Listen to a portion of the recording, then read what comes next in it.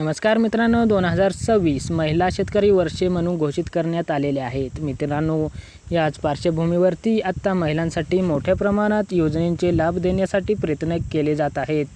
मित्रांनो, अशाच प्रकारे आत्ता पोकरा अंतर्गत योजनेच्या अंतर्गत नानाजी देशमुख कृषी संजीवनी योजना असेल.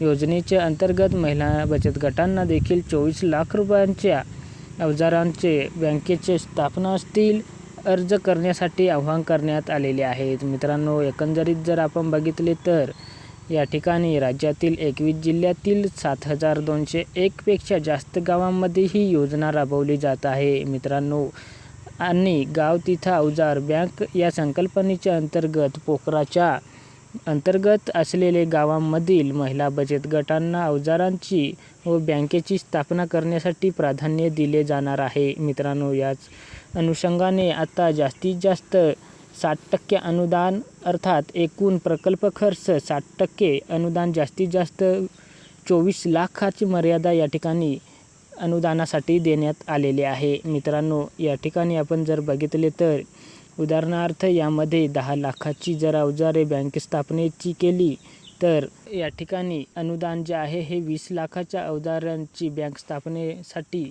देण्यात येणार आहे. 12 लाखांपर्यंत अनुदान मात्र 50 लाखांच्या अवजारांची बँक स्थापना केली तर जास्तीत जास्त 24 लाख रुपयांपर्यंत अनुदान अशा प्रकारचे अनुदानाची गणना या ठिकाणी करण्यात येणार आहे. यामध्ये शेतकरी असलेले जे काही महिला बचत गट आहेत अशा महिलांना यामध्ये प्राधान्य देण्यात येणार आहे. मित्रांनो, ज्या महाराष्ट्रातील रहिवासी असतील अशा महिलांसाठी बचत गटाला देखील या अंतर्गत अर्ज करण्यात येणार आहेत.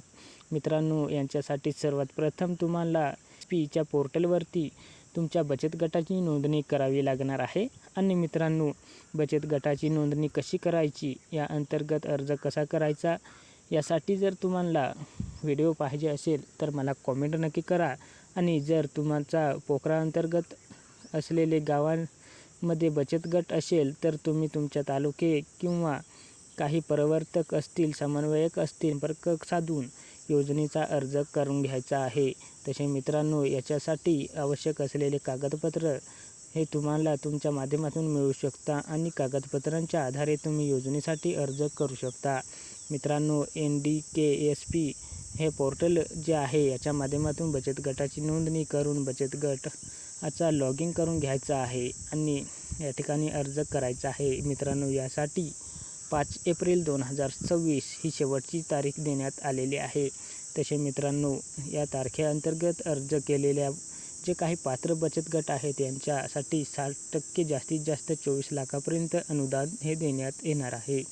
मित्रांनो, महिलांसाठी मोठ्या प्रमाणात योजनेचे प्राधान्य दिले जातं आहे, तर याचा तुम्ही नक्की फायदा घ्या आणि गाव तिथं अवजार असे बँकेची जी संकल्पना आहे याला नक्की तुम्ही हातभार लावू शकता. तसे मित्रांनो, बँकेच्या स्थापन केले जाणारे जे काही इच्छुक असाल असे अर्ज करू शकता. याच्या संदर्भातील जी काही नोंदणीकृत किंवा अर्ज करायची प्रोसेस जी आहे या संदर्भात तुम्हाला काही मदत व्हिडिओच्या माध्यमातून पाहिजे असेल तर याबद्दल तुम्हाला व्हिडिओ नक्की बघायला मिळणार आहे. त्यासाठी तुम्ही कॉमेंट करून नक्की कळवा. जास्तीत जास्त कॉमेंट आल्यावरती आपण नक्की व्हिडिओ बनवण्याचा प्रयत्न करूया. तोपर्यंत जय महाराष्ट्र, धन्यवाद, जय हिंद.